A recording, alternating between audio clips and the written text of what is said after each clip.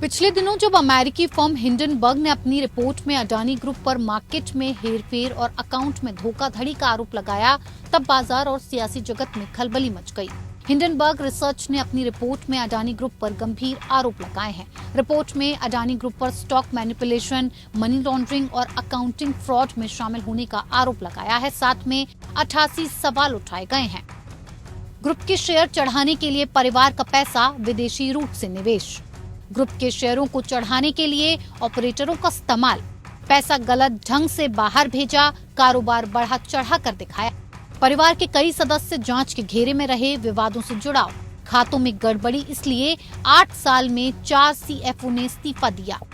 हालांकि गौतम अडानी समूह ने हिंडनबर्ग की रिपोर्ट को भारत पर साजिश के तहत हमला बताया है। ग्रुप ने 413 पन्नों का जवाब जारी किया। इसमें लिखा है कि अडानी समूह पर लगाए गए सभी आरोप झूठे हैं। रिपोर्ट का असल मकसद अमेरिकी कंपनियों के आर्थिक फायदे के लिए नया बाजार तैयार करना है। ये रिपोर्ट गलत जानकारी और आधे अधूरे तथ्यों को मिलाकर तैयार की गई है। अडानी ग्रुप के रिस्पॉन्स पर हिंडनबर्ग ने भी जवाब दिया है।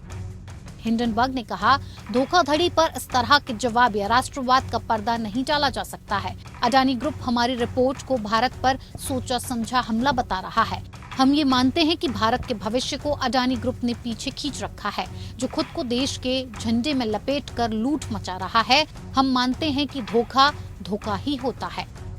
वहीं हिंडनबर्ग रिसर्च की रिपोर्ट में किए गए दावों के बाद अडानी ग्रुप के शेयरों में बड़ी गिरावट देखी गई। अडानी टोटल गैस के शेयर पर 20% का लोअर सर्किट लगा, जबकि अडानी एंटरप्राइजेस का शेयर 20% तक धराशायी हो गया। अंबुजा सीमेंट भी 22% तक टूटा। हिंडनबर्ग रिपोर्ट के बाद लगातार नुकसान झेल रहे अडानी ग्रुप ने 1 फरवरी को अपने 20,000 करोड़ रुपए के फ्लैगशिप FPO या फॉलो ऑन पब्लिक ऑफर को वापस ले लिया। FPO को वापस लेने के फैसले पर अडानी ग्रुप की तरफ से कहा गया है कि निवेशकों के हित को ध्यान में रखते हुए ये फैसला लिया गया। After a fully subscribed FPO, yesterday's decision of his withdrawal would have surprised many. But considering the volatility of the market seen yesterday, our board strongly felt that it would not have been morally correct to proceed with the FPO.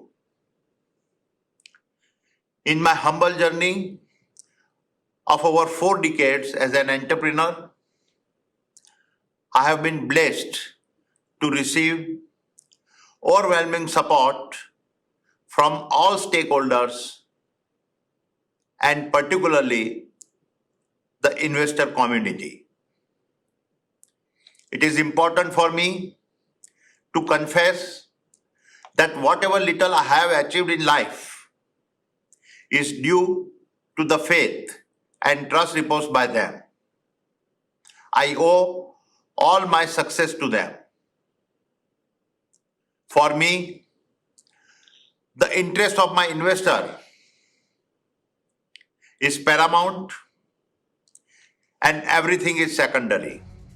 संसद के budget सत्र में भी हंगामा हुआ और Hindenburg report के चलते अडानी प्रकरण को लेकर विपक्ष ने केंद्र सरकार पर जोरदार हमला बोला। विपक्ष के नेता मल्लिकार्जुन खड़गे ने कहा, अडानी प्रकरण की जांच के लिए एक संयुक्त संसदीय समिति गठित की जाए या सुप्रीम कोर्ट के CJI की देखरेख में इस मामले की जांच हो।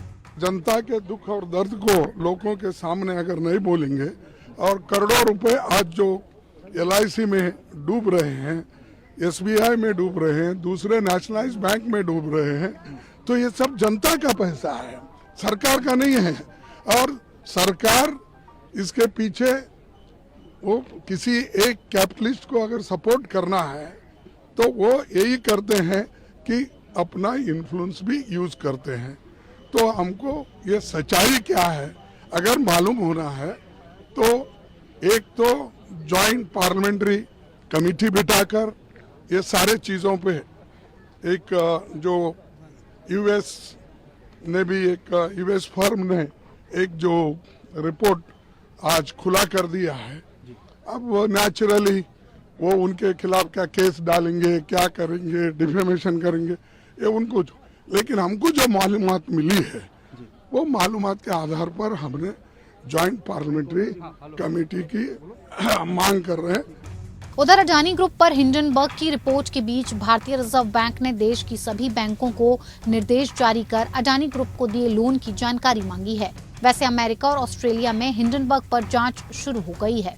गौरतलब है कि स्टेट बैंक ऑफ इंडिया और अन्य भारतीय बैंकों ने अडानी समूह को ऋण दिया है। अडानी समूह पर भारतीय बैंकों का करीब 80,000 करोड़ रुपए का कर्ज है, जो समूह के कुल कर्ज का 38% है, यानी कि देश की जनता का पैसा भी दांव पर है। Bureau report, APN news.